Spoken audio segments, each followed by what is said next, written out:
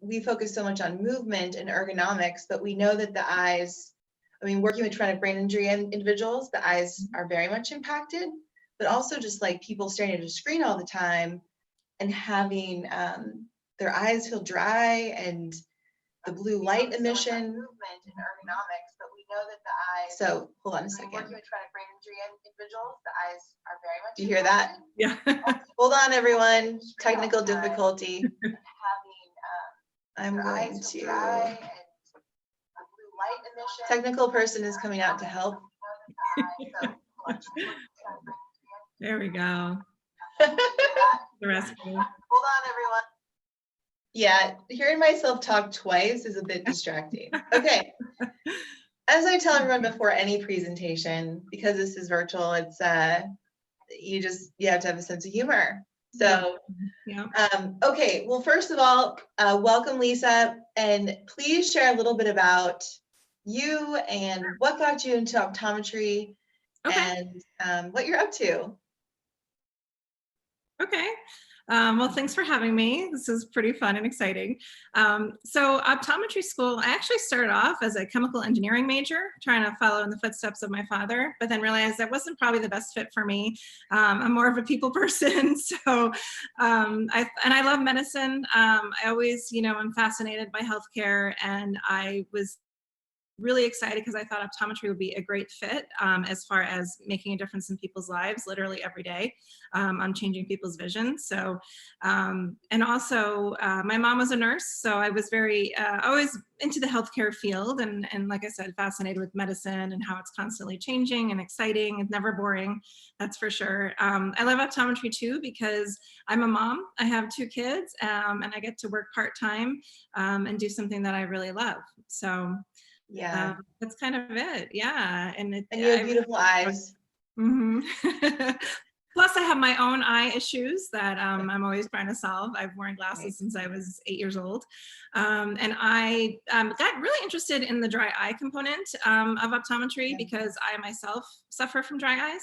I've worn contact lenses since I was 13, and just as time goes on, the older I get, more screen time use, that kind of thing, my eyes became considerably more dry. And so I'm always looking for things that I can help myself and help my patients, because I definitely feel their pain, literally. Yeah. So yeah, it's been a great, been a great fit for me, for sure. Awesome. Well, I've very much admired your work ethic and where you've come with your profession, and thank you. Seeing you grow a family and still be able to maintain your trade is inspiring for me. And having 2 rambunctious little boys. Yes. Which I will have here soon. Boy mom. Boy mom for life. Yes. So this is exciting because a lot of our audience actually, because of this pandemic, has way more remote workers now. So I'd like to just dive right in. Sure. Yeah. Dry eyes are kind of a pandemic anyway, with people who work at a computer and maybe don't even realize it. But I'd like to know if you can just explain what it is, and then have you seen an increase in cases since the COVID pandemic? Sure. So it is actually definitely an epidemic. There's 30 million Americans estimated right now that suffer from dry eyes. And a lot of times patients will come to me and they don't realize that what they have is dry eyes, because dry eyes is actually very complicated.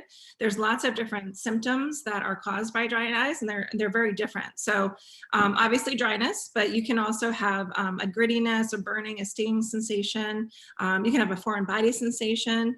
Actually, when the eyes water excessively, that's a sign of dry eye, which doesn't really initially make sense. But I'll explain that, why that is. Okay. And also just eyes being tired at the end of the day, especially redness of the eyes, and also fluctuations in vision. So sometimes a patient will say, in the morning my eyes feel great, but then as time goes on during the day, they get blurry, and then I blink and then it clears up and then it gets blurry again. So that's a telltale symptom of dry eyes. Okay. Yeah. And as far as, what dry eyes, it's actually very complicated. There's a lot of different factors, but for sure our increase, just as a society in general, and during this quarantine, the increase in screen time use absolutely makes dry eyes worse.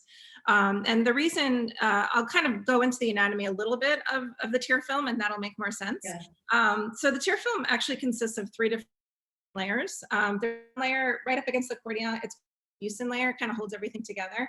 Then there's the aqueous or watery layer. That's what we normally think of when we, think about tears and tearing. And then on the very top is called a lipid or an oil layer. And so you have to have a really nice oil layer on top of the watery layer so that the tears actually stay in the eye and don't evaporate too quickly. So what happens, those little, the oil comes from meibomian glands, which are right in the lower lid and in the upper lid. We have about 40 or so, approximately in the upper and about 20 in the lower. So you actually need the eyes to blink. So the top lid and the bottom lid have to physically touch and interact in order to get the oil to get out of those glands and get up into the tear film where it needs to be, so your eyes don't dry out so quickly. And what happens, and this is a proven fact, when we're on our screens, so computers, devices, watching TV, we actually blink 5 times less than we normally do. And it's because we're so intent on what we're looking at that we forget to blink, or we have an incomplete blink. So in other words, the top lid and the bottom lid aren't physically interacting with that little bit of pressure. So instead of the oil getting up into the tear film where it needs to be, it just stays stuck in those little meibomian glands in our lids.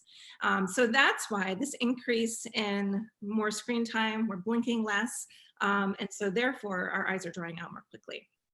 Do you see it with kids too? Oh, absolutely. So unfortunately, now that we're doing more work from home, they're playing more video games, right? And plus they have their online distance learning. So I had a friend tell me this and it was really funny. So think about it, they're staring at their video games because if they're not intent on what they're doing, somebody dies, right? So, I've seen my own 11-year-old, he just stares and I'm like, dude, you need to blink because your eyes are drying out. Yeah, so we actually have, even kids as young as 10 years old come in with complaints of dry eyes. And we can image those meibomian glands because after time, if you are many years of dry eyes, so your meibomian glands, actually the structure, there's problems with the structure. And so we see structural changes even in kids as young as say 8 to 10 years old. So it's definitely a problem with kids. Yeah. And the thing with dry eyes is it's actually progressive. So in other words, once you have it, if you don't do anything about it, it does get worse over time. So think about it.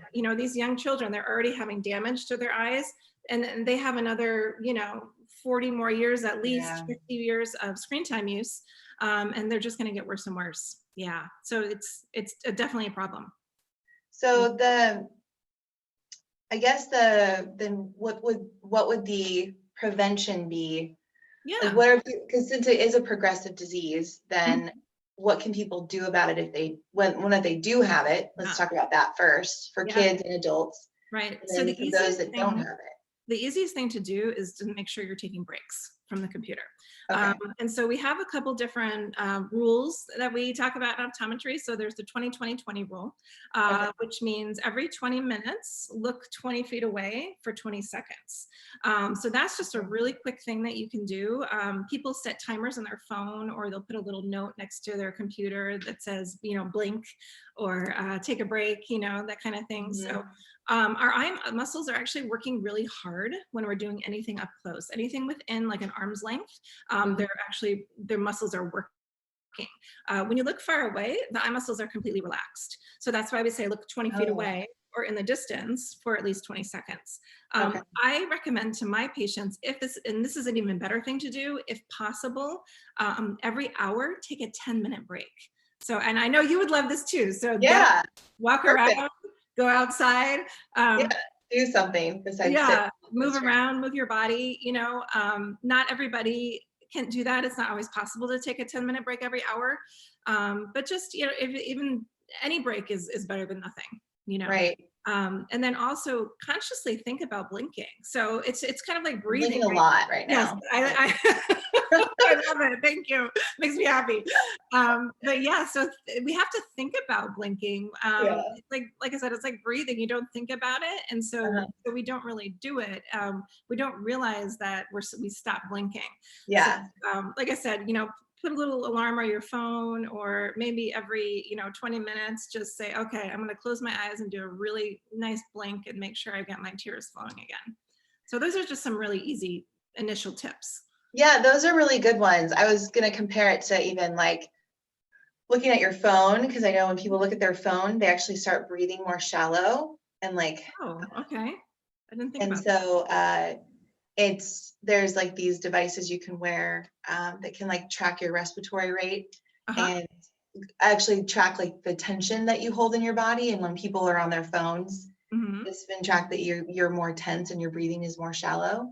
So I'm just equating it to that. Yeah. The more you sit, the more tense, and I mean your body's going to adapt to the positions it holds. So if you're not blinking enough, you're not getting the eyes. Motion is lotion to the eyes too. That's right. Yes, it literally is. Yeah. And I have to say, full disclosure, that being 8.5 months pregnant, it's reminded me of this.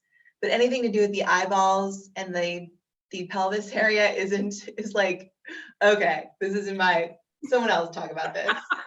Like anatomy. Like I'm fine with most anatomy.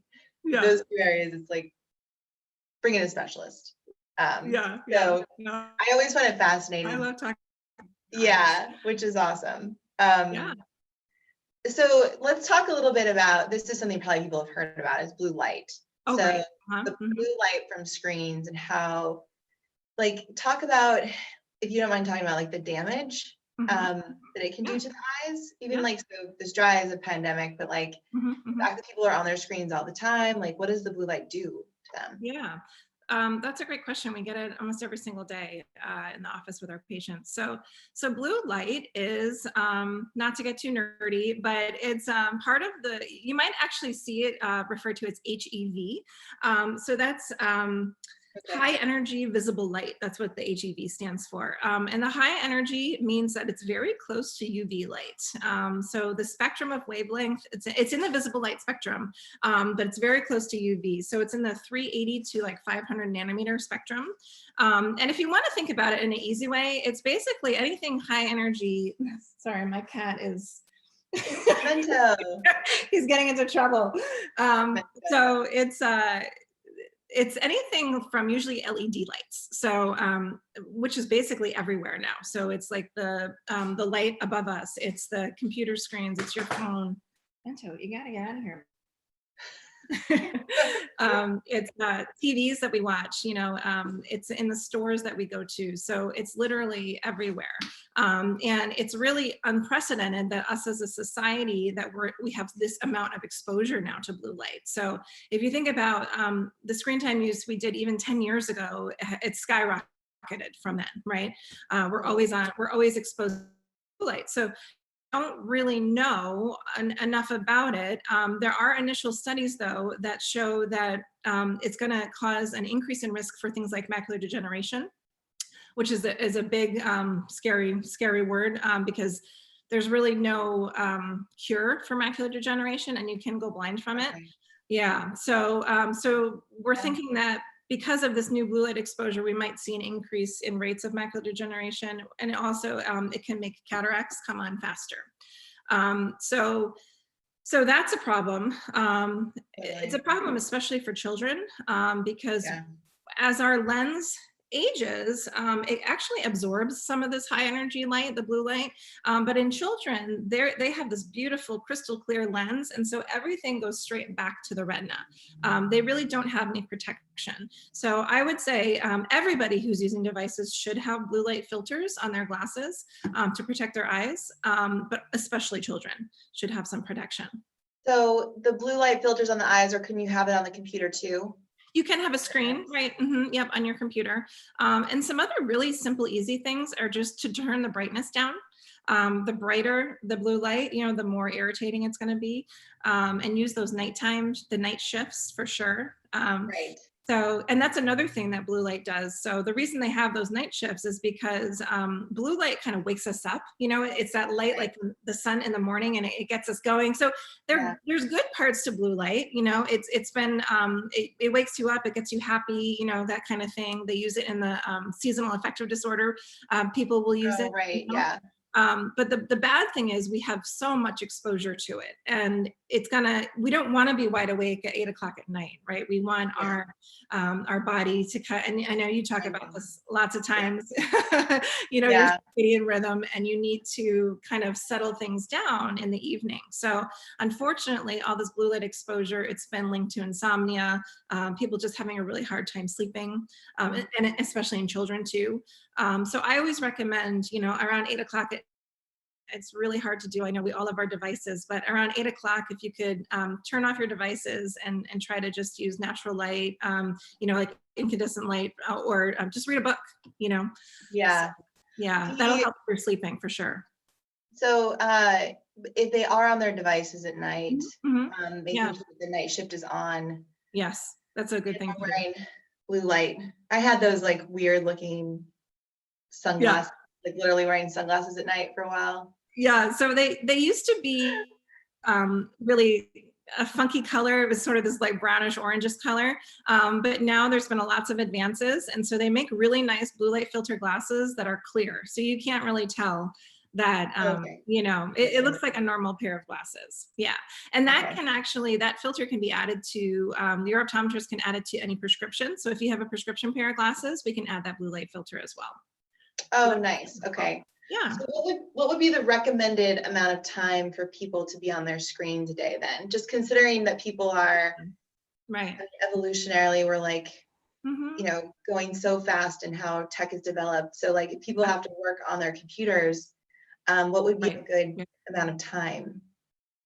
So for adults, it's really hard to give a recommendation because, we're on just your work day is 8 hours a day that they're going to be on their computer. And then they're going to do a little bit of time at night. So I think the most important thing is just make sure you're taking breaks. For kids though, we recommend about every 2 hours a day, if possible. It's probably going to be more than that now that they're doing some online distance learning, although I think most children are probably done with their school by now. But a good estimate is 2 hours. I know they're going to want to do more than 2 hours a day, but just make sure that they are getting outside, taking lots of breaks, letting their eyes relax. Yeah. The mindfulness therapist that I work with, that works with us now too, has talked about going out in the morning, before 9 a.m. and, going and exposing your eyes to natural light without any filter yet, just because it's such a soothing light at that hour. It's not super bright.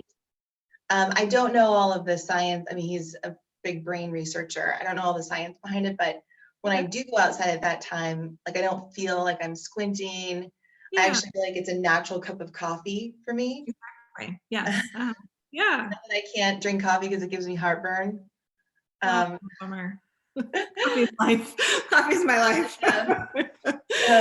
I know, coffee is wonderful, but I'm just like, not right now. Soon enough. Maybe in a month. Well, okay, so you also have been very conscious about what you makeup you wear. So if this is for women, you can take that are better for your eyes than others, because I know that there are certain makeups I've worn that have been irritating to my eyes and have made it worse. So can you talk a little bit about that? Absolutely. So there's lots of ways that we can treat dry eyes.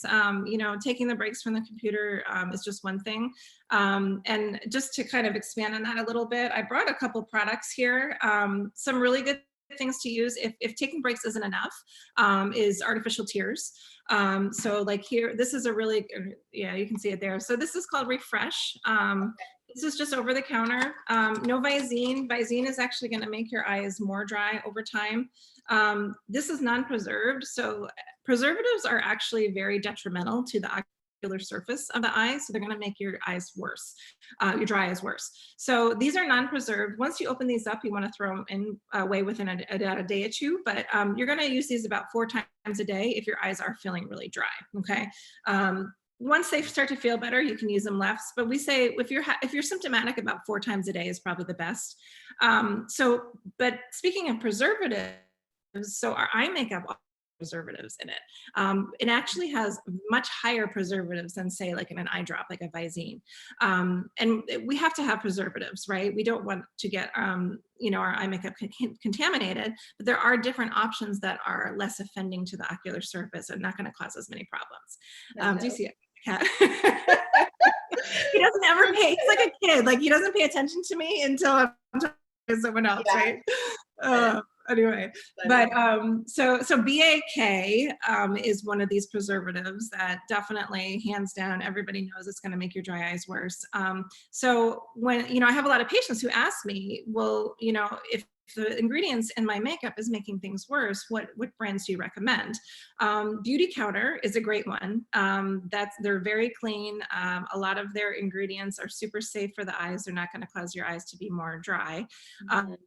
Another one, a brand that just came out recently, is called Eyes of the Story. And that was actually formulated by someone who's the director of, it's called the Tear Film Ocular Society. So she's a researcher in optometry, in eye care. And it was also developed with a couple other doctors. They're actually optometrists who developed their own makeup line. So it's very, very safe. Yeah, so that's a really great option as well. Yeah, another definite thing I talk to my patients about is removing their eye makeup at night. So make sure that you don't sleep in your eye makeup. It's going to cause all kinds of problems and issues. So yeah, make sure that you get that, and with a nice, gentle, safe cleanser as well. So for the guys listening, Beauty Counter is a good product. I definitely use them, thanks to you. Yes. And then what's the other one? The other? It's called Eyes Are the Story. Eyes Are the Story. Okay, so we'll put them in the show notes too. And I can give you, the links to those sites. So the Eyes of the Story is very new. Right now, they do have a facial cleanser, a lid wipe cleanser. They have a serum, and they have mascara, and they have eyeliner. So it's kind of their initial launch, but they're going to be coming out with more products in the future. Okay. So yeah. What about for men and women supplementation? Is there any good supplements for the eyes in general? Definitely. Yes, that's a great question. So for our dry eye patients, we recommend omega-3 supplements, so fish oils. Okay. You want to make sure that it's a really high quality one. So we like Nordic Naturals is one that I recommend to my patients. If you specifically have dry eyes, we recommend 2,000 milligrams a day. And we like this one because it's really clean. It's third-party tested for any contaminants, and it's very bioavailable. It's in a triglyceride form, so your body's going to absorb it a lot more than ones that you might buy at like Costco or, Walgreens or something like that. So that's a really good kind of medical grade, high quality supplement. You always want to talk to your doctor, of course, before starting any supplementation, because taking other things, if you take too much omega-3s, it can thin your blood. So you just want to make sure that you're not overdosing on omega-3s, but usually around 2,000 milligrams is what we recommend. Okay. And then after that, it's always good, just a regular healthy diet and super high antioxidants. We always recommend things like spinach, kale, of course, carrots, that you always hear about, but very high antioxidant. So nutrition does play a really big part in the health of your entire body, but also the health of your eyes. Okay. Yeah. Good to know. Yeah.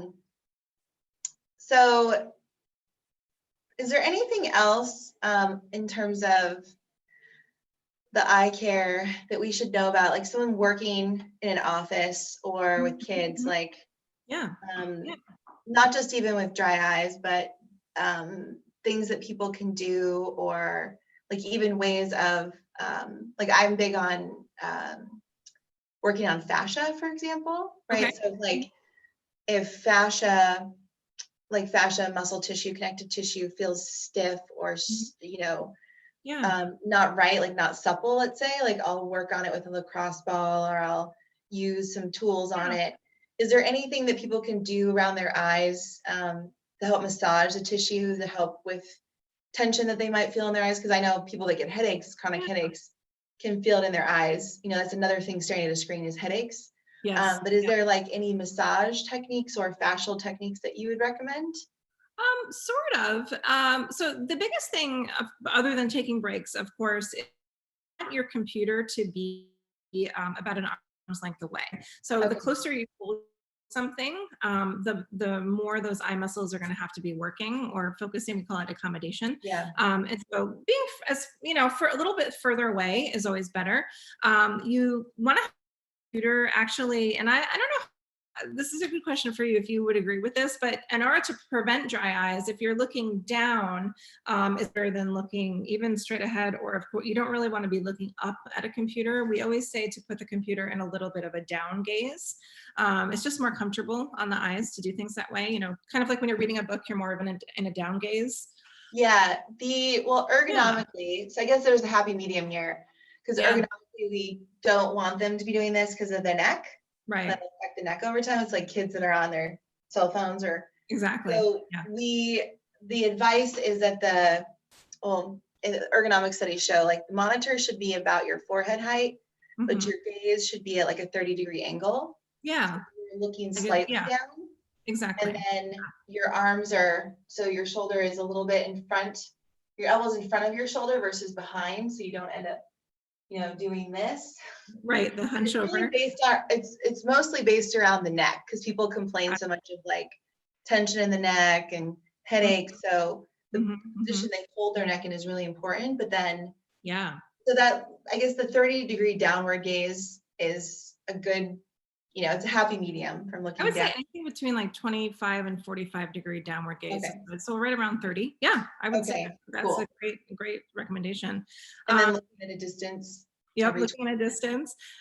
So glare, like right now I have my windows open to get more light in, but that might over time really kind of cause a lot of strain. So yeah. you make sure that there's not, if you do have a window next to you, maybe make sure there's curtains or blinds there that you can, to decrease the glare. You want to have, instead of direct lighting, you actually want to have overhead lighting if possible. Those Okay. are really good. Yeah. Just to, again, decrease the glare. We talked about before, you can decrease the brightness on the computer. Yeah. Another reason why the blue light causes kind of headache and eye strain, especially at the end of the day, a lot of patients will just say, no, it's not that my eyes are dry, they just feel tired. And that's because blue light, it scatters a little bit more, and so it's a little bit more difficult for the eyes to focus it. And that's again where the blue light filter can be helpful, and just not so much it helps with the dryness, but also the strain at the end of the Okay. day. So humidifiers are nice to have if you're having dry eye. Yeah. A little desk humidifier or a small room humidifier. Okay. But as far as actually massaging, that's a great question. So to get that oil, if it is the glands, to get it to come out, we recommend compresses. So Yeah. you want to take something like, this is a really good one. They're these little eye masks. They're just made of silicone beads. Oh. So you want to warm it up. This goes in the microwave for about 20 seconds. And then you put it on the eyes and you just let it rest there for, 5 to 10 minutes or so. If you can do 10 minutes, that's great. These come in, again, electronic masks as well. So that heat is really nice. And then what you want to do is you actually kind of press down on the upper a little bit, do a little massage, and then press up on the lower. And what that does is it helps to, once those oils are nice and warm, it helps to release the oils from the glands. If you do that little massage, you don't want to press, too hard. You don't want to hurt yourself or anything, but enough pressure, that you can feel it. So we recommend that twice a day, once in the morning, once in the evening. So it's a very similar thing that you would do, like if you had a sty. We always recommend warm Oh, compresses. Um, nice. but this we recommend for our dry eye patients to do every day to prevent that dryness. Yeah. Well, I like the idea of it because we Yeah. advocate, we're not a PT clinic. Hmm. The research, like ice Hmm. isn't what we use actually Okay. for decreasing inflammation. Like Yeah. we want to use heat Yeah. because it will help flush the fluid faster and it's a more natural modality Yeah. versus ice like stops the natural healing process of the body Yeah. unless you have pain or a burn, right? Ice or an open wound, like, yes, we're not going to apply heat to that. Yeah. But I love the sauna, as you know, and I love heat in Yeah. general. And so I might just put that on my baby shower registry. I got you, girl. Those little, I really like that idea because I mean, just to soothe, I use heat to soothe It's a very lot, and it's great for your tissue if you want to make a change in tissue faster. Like when people, especially if you just think about after a workout, people are warm. It's the best time to make a change in their flexibility. That's why hot yoga can be so effective. Yeah. Doing their mobility and flexibility work after they train is great versus just going about their day, because then the tissue is more less viscous, right? It's Exactly. you can take it faster. So I like that, Lisa. I didn't know. I'm going to apply those techniques to my eyes now. Awesome. Good. Yeah. Yeah. I definitely eat more carrots and spinach, which I can't say during this pregnancy I've done. So, okay, well, we're going to start wrapping it up. So this is a lot of good information in here. Great. And I'm excited to massage my eyes and think about the oils and put the heat on my eyes. Motion is motion. I love it. It yes, applies right. to all areas. Yes. And I think everyone else should be doing the same. We will put the information that Lisa talked about in the notes in the blog. But Lisa, where can people find out about you? Because I know you are in Sacramento and you work optometry up there, but you also do beauty counters. So tell us where we can find you. Yeah, so anybody that has any questions about anything, or just wants me to expand, because there's so much that we can talk about with related to dry eyes and cosmetics and how they affect the eyes and your health in general. So I'd be happy to answer any emails. My email, it's lmhornick1 at and you can also find, so I can type that in there. And then also my Instagram is just it's just Dr. Lisa Hornick. So Instagram is a great way to reach me. Okay. So I'm putting we'll have your email in the notes too. And then the Instagram handle too. Yeah. So, and then now let's open it up for any questions people have on dry eyes, screen time, blue light. Let's take about 5 minutes to do that. Then we'll wrap it up. Let's see who we have on here. People, Rachel, Etienne, and Christina, welcome. Theresa, can you hear me? Yes. All right. So let me pull something from YouTube. There's a question about devices. Are any specific ones or models or brands better than others from an eye perspective? Are there any, I'm sorry, say that one more time. So when it comes to devices, so let's say phones, are certain phone models seem to have eye care in mind more than others? I wouldn't say certain devices, no. There are, and I can give you, if you want, recommendations of, screens, covers, and things like that you can put on top of devices. But as far as the device itself, I would say they're all pretty much the same. As long as they have that night shift mode in them, as long as you can decrease the brightness of the screen, then they all should be about the same. Gotcha. Well, so maybe this person hasn't asked this, but maybe we'll take you up on that. Are there specific types of screens that, or what do you call those things? A filter? Yeah, there are specific ones. So, if you go on Amazon and put blue light blocking glasses or blue light filter glasses, a bunch of different ones show up. I'm a little bit cautious on those. I think some probably work really well, but others don't. And so I just wonder, is it the exact wavelength that they're filtering out that they need to, what percentage, some like blue light filters will only filter out like 20% of blue light, whereas other ones will filter 100%. So just a couple things like that you want to be careful of. If you go to your eye doctor and get an eye exam, they're going to find out if you need an actual prescription when you're reading up close. So especially those 40 and over year olds, they're going to need some reading glasses, and we can put a really great, super high quality optical, great optics filter over the glasses inside the lenses, the prescription themselves.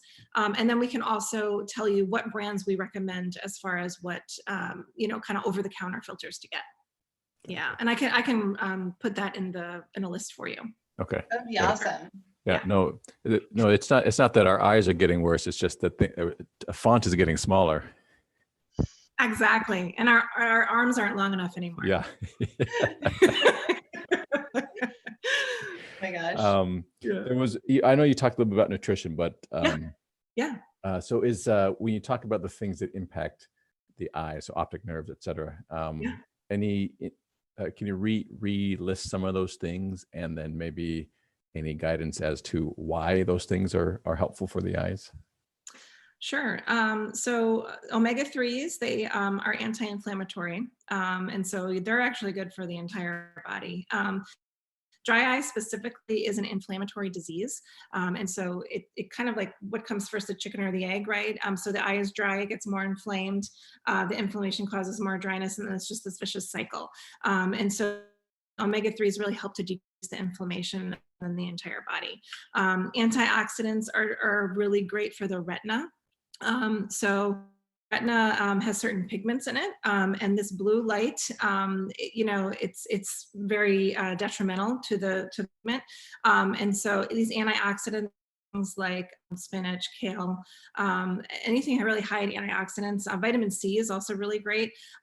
They're going to absorb all those kind of free radicals and help to prevent damage to the optic, to the macula, and also it's helpful to the optic nerve as well. So I can, that's a whole nother nutrition, how it affects the eye. That could be a whole nother class. So lots of details on that. We need to get Chef Nikki on here with you to talk about eye care, because she's the lady that does nutrition with us. Yeah. And to go back and forth, because she's done a lot of, during COVID, snacking and immunity stuff. Yeah. In general, to kind of bulletproof your body, but that's really helpful. Absolutely. Yeah. So that's it for the questions that we have so far. Okay. So Atiana said, thank you so much. Great information. Thank you, Lisa. Well, everyone, thank you for joining us. You can share the YouTube video now, right after because YouTube video is live. Our new website is launching here shortly, which is really exciting. So this information and access to Lisa will be in our member area, which is really exciting. So if you're on our email list, and if you're not, go to Movement RX and be on our email list so you can get information of when our website goes live here this week or early next. And but I really appreciate you coming on, Lisa. So Lisa is my amazing sister-in-law, very talented scientist. Quick funny story. We were both in the military at the same time. Obviously, my maiden name is Hornick because she married my brother. So I was a lieutenant in the Marine Corps for a short period of time, and she was a lieutenant in the Navy. And I lived with her for a short period of time. And I would call her at work, and the person who'd answer the phone is some, just, I don't know, private seaman, right, answering the phones, and he'd be like, okay, what do you want? I'm like, I want to talk to Lieutenant Hornick. And he'd be like, okay, well, who is this? I'm like, this is Lieutenant Hornick. And whoever it was, like officer of the day, like in charge of the entire hospital. Ma'am, Lieutenant Hornick's the phone for you. Yeah, I thought that was pretty funny. I got a kick out of confusing whoever was on the phone. Right. And then when Bob would call, they would be like, ma'am, Captain Hornick is on the phone. Yeah. And a captain in the Marine Corps is not the same rank as way lieutenant. higher. Yeah. And so, they were all freaked out. Like, oh, it's just my husband. It's fine. Yeah. Anyway, it's exciting to have you on, and we'll do this again. So collaboration. It's amazing how all the different healthcare fields, how we kind of talk about the same thing and how they're all really intertwined. It's a lot of fun. Yeah. Yeah, and I've really enjoyed this platform in particular, and for those that are still on, just actually a lot more transparently more than podcasts, because I have run a podcast. However, this with Movement RX really focusing on the remote worker and meeting people where they're at, like being able to bring on other healthcare professionals and coaches and people who are able to deliver information that's just helpful for where people are at is really important. And I really like that it's just a lot more focused. So it's been fun to explore these different topics that we don't specialize in here. We're movement, we're mindset, we're joints and soft tissue, but people need this other stuff too. And absolutely. And we all love that we can pull from nutrition, from mindset, like you said, because stress actually causes dry eye. Oh yeah. Which, right? Yeah, it's all, that's why I love the holistic approach that you guys do. It's really, really helpful. It's great. Well, thank you, Lisa, again. And thank you, everyone. We will see you next week. We are doing a lactation in the workplace talk with Dr. Maim. And it's, hey, Lisa's a mom. I'm a mom. I want to be able to feed my child for a long time.